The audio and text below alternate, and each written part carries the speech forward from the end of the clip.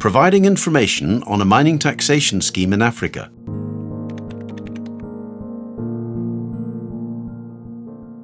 Improving transparency in the extractive industry is a goal for the international community.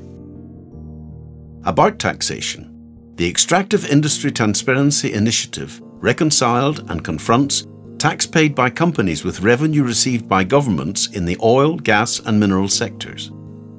Several international institutions, NGOs and universities also developed works on this subject. Despite these efforts, tax laws in Africa remain unknown. Africa is the world's second largest gold-producing continent. Over 34 African countries produce gold. South Africa is the biggest producer in Africa, followed by Ghana, Mali, and Tanzania. Raising domestic tax resources is a high priority for African countries. They face a trade-off between attracting foreign investors and getting a fair share of the mining rent.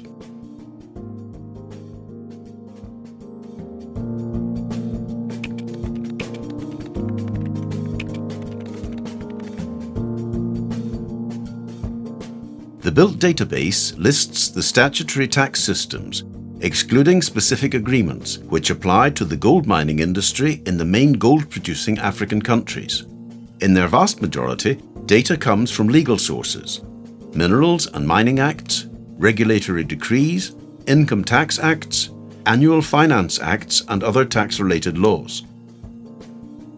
Each piece of tax information is associated with its legal reference. Over 700 legal texts were necessary to build this database. However, this database has two limits. Gaps may exist between the legal text and its effective enforcement by administrative authorities. Specific mining agreements may be directly negotiated between the state and mining companies. The database therefore presents the taxation that should be enforced in theory, based on public information.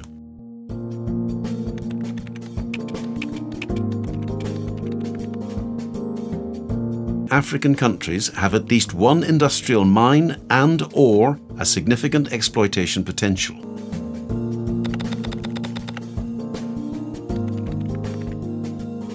Period covered by the database varies according to the availability of information. This new level of historical depth enables us to observe the change in mining taxation and to assess the government take on the resource rent over the total life cycle of a mining project.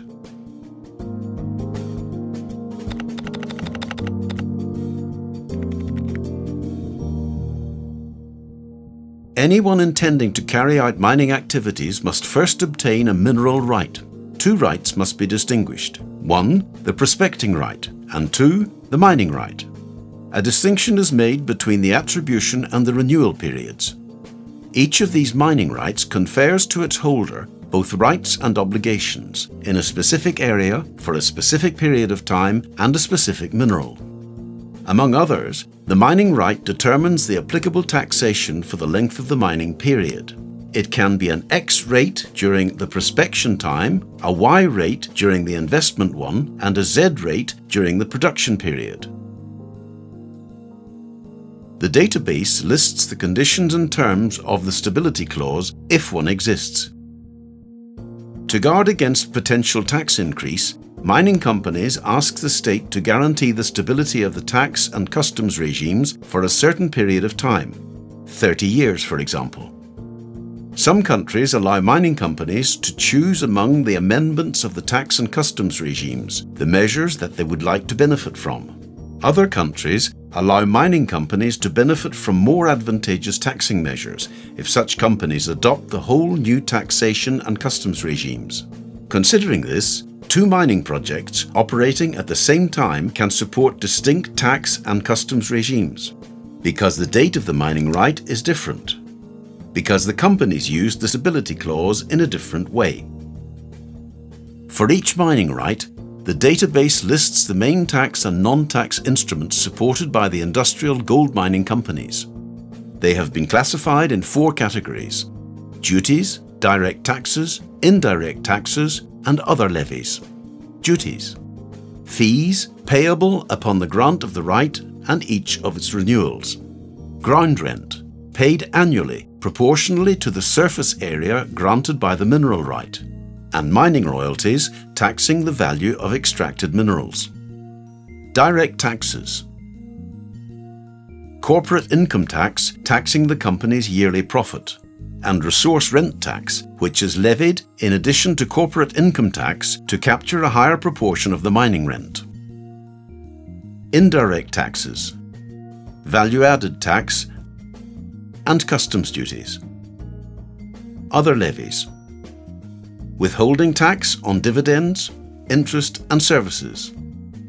Capital gains tax generated by transfer of mining right.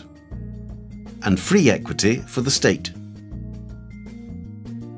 For each of them, the database lists all information useful for their understanding and calculation. The mining tax rates, the minimum rates, the maximum rates, the reduced rates, the existence of exemptions, the general tax rates, and finally, the tax basis with a specification on depreciation rules, loss carry forward, and thin capitalization rules.